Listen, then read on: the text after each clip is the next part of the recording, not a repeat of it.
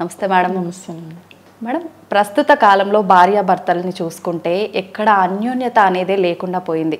వాళ్ళకున్న కిడ్స్ కోసం కానీ ఫ్యామిలీ రెస్పాన్సిబిలిటీస్ కోసం మాత్రమే ఈ రిలేషన్ కంటిన్యూ చేస్తున్నారేమో అనేటట్టుగానే అయిపోయింది. ఒకప్పటి కాలంలో చూసుకుంటే మనం పెద్దవాళ్ళని, తాతయ్యలు, అమ్మలు ఆ కాలంలో చాలా రిలేషన్ అనేది మంచి గుడ్ రిలేషన్ కనిపించేది వాళ్ళలో. ఎందుకు మేడం, రీజన్ ఏంటి? వాళ్ళకి వీళ్ళకి మధ్య, ఈ జనరేషన్కి ఆ జనరేషన్కి మధ్య ఇంత తేడా ఎందుకు? అంటే ఇక్కడ ఎలా ఉంటుందంటే అప్పట్లో మనకి ఇంత కాంక్రీట్ బిల్డింగ్స్ లేవు కదా. లేవు మేడం. చిన్న గుడిసెలు, ఓకే, చక్కగా అందరూ ఉమ్మడి కుటుంబాలు ఉండేవి. అవతల ఊర్లో ఎవరున్నారు తెలిసేది, లేకపోతే అవతల రాష్ట్రాల్లో ఎవరున్నారో తెలిసేది. కానీ ఇప్పుడు ఈ కాంక్రీట్ బిల్డింగ్స్ వచ్చాక పక్క ఫ్లాట్లో ఎవరున్నారో కూడా తెలియట్లేదు. అంటే అంత వేరియేషన్స్ పెరిగిపోయినాయి. బట్ అంటే మారుతున్న కాలమాన పరిస్థితులకు అనుకూలంగా మనము మారాలి. అంటే అప్పట్లో ఎలా ఉండేదంటే ఉమ్మడి కుటుంబాలు ఉండటంతో పెళ్ళయిన తర్వాత ఒక వైఫ్ అండ్ హస్బెండ్ ఎలా ఉండాలి ఏంటనేది పెళ్లికి ముందు ఏం చేసేవారంటే, ఒక మ్యారేజ్ సెట్ అయింది అనుకున్నప్పుడు ఎవరైతే వైఫ్ అండ్ హస్బెండ్ బాగుంటున్నారో వాళ్ళ దగ్గరికి అమ్మాయిని పంపించేవారు, అటు వాళ్ళు అబ్బాయిని పంపించేవారు. అంటే వాళ్ళు నేర్చుకుంటారు. అవును, అక్కడ కొన్ని విషయాలు నేర్చుకుంటారు. వాళ్ళ భార్యాభర్తలు ఎలా ఉన్నారు, ఏంటి, ఏం చేస్తున్నారు అని తెలుసుకుంటారని మ్యారేజ్ సెట్ అయిన కొన్ని రోజులకి పంపించేసేవారు. ఓకే, అక్కడ వాళ్ళు వైఫ్ అండ్ హస్బెండ్ ఎలా ఉన్నారు ఏంటనేది వీళ్ళు కాస్త తెలుసుకునేవారు. ఓకే, తెలుసుకున్నాక మ్యారేజ్ అయిన తర్వాత ఏమైనా గొడవలు వస్తే పెద్దవాళ్ళు ఏమనేవారంటే, కొన్ని బాగా సివియర్ అయితే వీళ్ళు కూర్చోబెట్టి తాతలో, అమ్మమ్మలో, నాన్నమ్మలో కూర్చోబెట్టి మాట్లాడేవారు. లేదు అంటే వాళ్ళకి వదిలేయండి, వాళ్ళు చూసుకుంటారని అప్పట్లో పెద్దవాళ్ళు అనేవారు. ఓకే, దాంతో ఏమయ్యేదంటే ఓకే వాళ్ళు తెలుసుకుంటారు అనేటప్పటికీ మేము తెలుసుకోవాలా అనే ఆలోచన వీళ్ళకి వచ్చి ఏదైనా సమస్య వస్తే దాన్ని ఎలా పరిష్కరించుకోవాలని వాళ్ళుగా ఆలోచించుకునేవారు. వైఫ్ అండ్ హస్బెండ్ కూర్చొని మాట్లాడుకొని. ఓకే, ఓకే, అలా చేసేవారు. ప్లస్ ఏంటంటే ఎవరైనా వాళ్ళ రూమ్లోకి వెళ్ళాలి అంటే వెళ్ళనిచ్చేవారు కాదు. వాళ్ళ ప్రైవసీ ఉండేది. వాళ్ళ స్వతంత్రత వాళ్ళది, వాళ్ళ రూమ్ అది, మీరు వెళ్ళడానికి లేదు. ఎప్పుడైనా అవకాశం ఉంటే వాళ్ళు బయటకు పిలిచి ఏమన్నా ఉంటే అడగండి అనే వేలో ఉండేది. ప్లస్ అప్పట్లో మ్యారేజెస్ కూడా ఎలా ఉండేయంటే ఒక 5 days 6 days ఉండేది. అందులో ఒక రోజు వరుసైన వాళ్ళకి ఒక రోజు పెట్టేవారు. ముత్తాతల నుంచి లేదా బావా మరదల నుంచి అందరూ ఆ రోజు గ్యాదర్ అయ్యేవారు. గ్యాదర్ అయ్యి సరదాగా జోకులు వేసుకోవటం, అది అంటే వరుసైన వాళ్ళని ఎలా ఏడిపిస్తారు ఏంటనేది చాలా హెవీగా ఉండేది. ఆ 1 day ఫుల్. ఓకే, ఎప్పుడైతే అలా అంటే బావని మరదలు ఇలా ఏడిపిస్తారు, లేకపోతే మరదల్ని బావలు ఇలా ఏడిపిస్తారు, అమ్మమ్మలు తాతయ్యలు ఇలా ఏడిపించుకుంటారు అనే వేలో ఆ రోజంతా గడిచేది. అక్కడ ఏమవుతుందంటే లైంగికంగా సెక్స్ కోరికలు ఏమన్నా ఉన్నా అలా మాట్లాడుకోవటం వల్ల ఆ కోరికలు ఫ్రీ అయిపోయాయి. ఓకే, అలా ఫ్రీ అయిపోవడంతో మ్యారేజ్ అయిన తర్వాత ఇంకందరూ ఎవరి పనిలో వాళ్ళు వెళ్ళిపోయేవారు. ఓకే, ఇంకా దీని గురించి ఉండేది కాదు. అంటే మనం అనుకుంటాం అప్పట్లో ఎవరు సెక్స్ గురించి చెప్పేవారు కాదు. బట్ ఆ రోజు ఉండటంతో ఇలా సరదాగా జోక్స్ చాలా ఎటకారంగా కూడా ఉండేవి. మీరు అబ్జర్వ్ చేయండి, తాత అమ్మమ్మని అనటం, నానమ్మని అనటం, ఇలా చాలా అసలు చాలా ఎక్కువ ఉండేవి అప్పట్లో.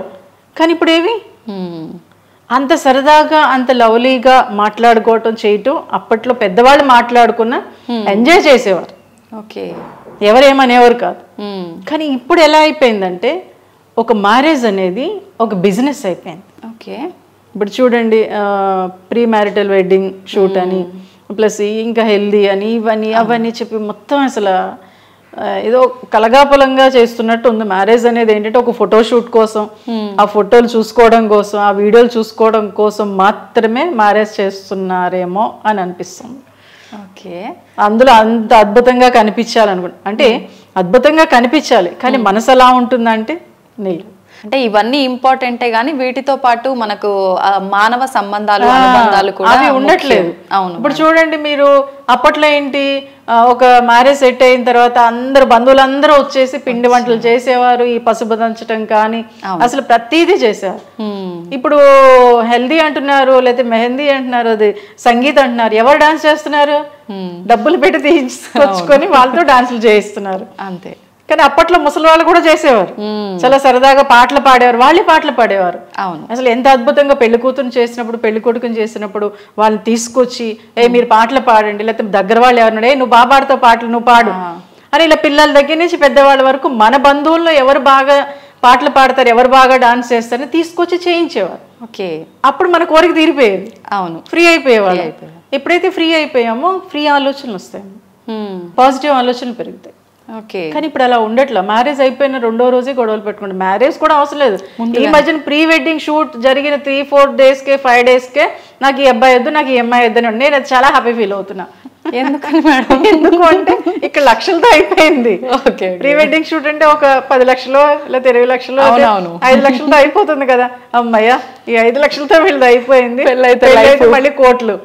ఓకే, ఆ వేలు అంటే అది సరదాగా సిల్లీగా అనిపిస్తుంది, కానీ అది చాలా సీరియస్. ఎందుకంటే ఇప్పుడు మ్యారేజ్ చేసుకుంటున్నారు, అసలు వైఫ్ ఎలా ఉండాలి, ఒక భర్త ఎలా ఉండాలి అంటే నేను ఒకటే చెప్తాను. ఇప్పుడు మీరే ఉన్నారు, ఓకే మేడం, మీరు మ్యారేజ్ చేసుకుంటే మీరు ఇంకొక ఇంటికి వెళ్ళాలి. ఇప్పుడు మీ బ్రదర్ ఉంటే మీ ఇంటికి ఇంకొక అమ్మాయి వస్తుంది. అంటే మన కల్చర్ ఎలాంటిది. అవును, ఓకే, కానీ ఆ కల్చర్ నాకు వద్దు అనే వేలో ఉంటున్నారు. అవును, కానీ అది లేకపోతే ఎలా? ఇప్పుడు నువ్వు ఇంకొక ఇంటికి వెళ్తున్నావు, నీ ఇంటికి ఇంకొక అమ్మాయి వస్తుంది. ఇప్పుడు నీ ఇల్లు ఇది, ఆ అమ్మాయి ఇల్లు అది. అదే, కానీ నాకు ఇదేమొద్దు, మా అమ్మ వాళ్ళ ఇంట్లో ఉంటా అనేవి. అది ఎంత రాంగ్ అంటే మన సంస్కృతిని, మన సాంప్రదాయ వ్యవహారాల్ని మనం నాశనం చేస్తున్నట్లే కదా. అవును మేడం, అది నాశనం అయిపోతే ఇప్పుడు ఇతర దేశాల్లో మనం తిట్టుకుంటున్నాం, వీళ్ళకి ఫ్యామిలీ కల్చర్ ఉండదు అని. ఇప్పుడు మనమే అలా తయారవుతే ఎలా? కాబట్టి దీన్ని కొంతైనా కాపాడుకోవాలంటే ఇప్పుడు ఓకే, మన మ్యారేజ్ అనేది ఇప్పుడు ఇద్దరూ సంపాదించాలి, అవసరం. ఎందుకంటే పిల్లల స్టడీస్ పరంగా కానీ ఏది చూసుకున్నా కానీ. బట్ వీళ్ళిద్దరే సరిగ్గా లేకపోతే తర్వాత ఏముంది? సో కాబట్టి ఏంటంటే ఇప్పుడు కండిషన్ చూస్తే ఓకే, పెళ్లి చేసుకుంటున్నారు, ముందుకెళ్తున్నారు అంటే ఇక్కడ ఆర్థిక స్వేచ్ఛ పెరిగింది అమ్మాయికి. కానీ వెరీ గుడ్. ఎందుకంటే ఎలా ఉంటుందంటే అప్పట్లో మా నాన్నమ్మ ఒకటే మాట అనేది, ఏంటి భార్యాభర్తలు లేదా అత్త కోడలు తిట్టుకుంటున్నారు ఏంటంటే, అప్పట్లో మగాడట వీళ్ళందరూ అమ్మాయిలు అత్తమామలు అందరూ కలిసిపోతున్నారు, నన్ను పట్టించుకోవట్లేదు, వీళ్ళిద్దరి మధ్యన గొడవలు పెడితే వీళ్ళప్పుడు నన్ను బాగా చూసుకుంటారని చెప్పి మగాడే అత్తకి కోడలికి గొడవలు పెట్టాడు. అది ఇప్పుడు డెవలప్ అయిపోయింది అంతే. ఓకే, కానీ ఇక్కడ ఎలా ఉంటుందంటే ఓకే గొడవలు పెట్టాడంటే ఇప్పుడు ఎవరు సఫర్ అవుతున్నాడు? మగాడే కదా. అంతే కదా, క్రియేట్ చేసింది మగాడే. అవును. సో కాబట్టి ఇప్పుడు సఫర్ అవుతుంది తనే, ప్లస్ ఫ్యామిలీ మొత్తం. అవును. ఓకే, అంటే ఆ వేలో అంటే పూర్వం అలా ఉండేది, ఇలా ఉండేది. ఫస్ట్ పితృస్వామ్య వ్యవస్థ ఉంది, తర్వాత మాతృస్వామ్య వ్యవస్థ ఉంది, అన్నీ ఉన్నాయి. అంటే మారుతున్న దానికి అనుకూలంగా మనల్ని మనం మార్చేసుకుంటున్నాం, మనం ఏమనుకుంటే అది కరెక్ట్ అనే వేలోకి వెళ్ళిపోతున్నాం. కానీ ఓకే, ఇప్పుడు ఎలా ఉంటుందంటే ప్రతి మనిషిలో మంచి చెడు రెండు ఉంటాయి. అలా ఉంటున్నప్పుడు నువ్వు ఒక ఇంట్లో పెరిగొచ్చావు, ఒక 25 years 20 years, ఆ అబ్బాయి ఇంకొక ఇంట్లో పెరిగొచ్చాడు. ఓకే, పెరిగొచ్చినప్పుడు ఎలా ఉండాలి? కాస్త ఈ అమ్మాయి మారాలి అంటే కాస్త టైం పడుతుంది, వెంటనే మారిపోతుందంటే. ఇక్కడ నేను ఇంకోటి కూడా చెప్తా. ఓకే, ఒక అబ్బాయి పెళ్ళైన తర్వాత అత్తమామలు ఏమన్నా అంటే అది ఈ అమ్మాయి ఇంటికి వచ్చిన తర్వాత కూడా ఎప్పుడైనా ఏదైనా గొడవ అయితే అదిగో ఆ రోజు మీ అమ్మ అలా అంది, మీ నాన్న ఇలా అన్నాడు, లేకపోతే మీ అక్క ఇలా అందని అంటారు. ఒకసారి హ్యూమన్ రైట్స్ వాళ్ళది మీటింగ్ పెడితే నేను వెళ్ళాను, అందరూ జెంట్సే వచ్చారు. ఓకే, ఒక ఆయన లేపెళ్ళాం, మీ అత్తగారింటికి మీరు ఎన్నిసార్లు వెళ్తారంటే సంవత్సరానికి ఒకసారి 2 సంవత్సరాలకు ఒకసారి వెళ్తాం అన్నాడు. వెరీ గుడ్ అన్న, 2-3 అనేది అందరూ అదే చెప్పారు. Okay, okay very good sir. ఇప్పుడు మీ అత్తగారు మీరు వెళ్ళిన సంవత్సరానికో 2 సంవత్సరాల క్రితం ఏదో ఒక మాట అంది, ఇంటికి వచ్చిన తర్వాత సంవత్సరం తర్వాత ఏదో గొడవ అయింది, మీ అమ్మ ఇలా అంది, మీ నాన్న ఇలా అన్నాడు, మీరు అంటారా అంటే అంటామని. Very good. అన్నప్పుడు మీ భార్య ఎంత సఫర్ అవుతుంది? అలాగే మీ ఇంట్లో మీ అమ్మ నాన్న మీ చిన్నప్పటి నుంచి ఉంటారు, పెళ్ళయ్యాక కూడా ఉంటారు, రొటీన్గా ఉంటుంది. ప్రతిరోజు మీ అమ్మ కానీ మీ తమ్ముడు కానీ మీ సిస్టర్ కానీ ఏమన్నా అంటే మీ భార్య మీకు వచ్చి చెప్తే మీరు ఏమంటారు? వెంటనే కొట్టడం కానీ అనేసారు, క్యాజువల్గా కొట్టడం కానీ తిట్టడం కానీ. అంటే సంవత్సరం క్రితం మీ అత్తగారో లేకపోతే పెళ్ళైనప్పుడో మీ మామగారో మరిదో అన్న విషయాన్ని మీరు 1 year తర్వాత ఉంటే ప్రతిరోజు మీ వాళ్ళు అంటున్న విషయాన్ని ఈ అమ్మాయి అంటున్నప్పుడు మీరు ఏం చేయాలి? ఇవి చాలా సిల్లీ. అవునవును. అసలు వీటి వల్ల గొడవలు పెట్టుకుంటే నీకు కోట్లు వస్తాయి లేకపోతే బంగారం వస్తుందా? ఏమీ రాదు. ఇంకా గొడవలు ఎక్కువవుతాయి, డబ్బు రాదు, బంగారం రాదు, బట్ మళ్ళీ డబ్బులు పెట్టాలి, ఎందుకంటే మళ్ళీ హాస్పిటల్కి వెళ్ళాలి. సో అంత అవసరమా? బట్ ఈ విషయాన్ని దీనివల్ల ఏమన్నా నువ్వు మరింత బాగా జాబ్ చేయగలుగుతావా, లేకపోతే మీ వైఫ్ అండ్ హస్బెండ్ బాగా ఉండగలుగుతారా అంటే ఏమి ఉండదు మేడం. ఎప్పుడు కూడా వైఫ్ అండ్ హస్బెండ్ మధ్య అయితే ఏదైనా గొడవలు అవుతున్నా అవి రీసైకిల్ ఎప్పుడు తిరుగుతూనే ఉంటాయి. ఈ రోజు గొడవ అయింది, 10 రోజుల తర్వాత గొడవ అవుదంటే మనం చెప్పలేం, అవ్వచ్చు అవ్వకపోవచ్చు.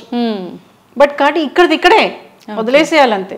ఎప్పుడైతే అలా వదిలేసామో ఆటోమేటిక్గా మైండ్ ఫ్రీ అవుతుంది. కాసేపటికే ఓకే నా భార్యే కదా నన్ను ఉంది, లేకపోతే నా భర్తే కదా.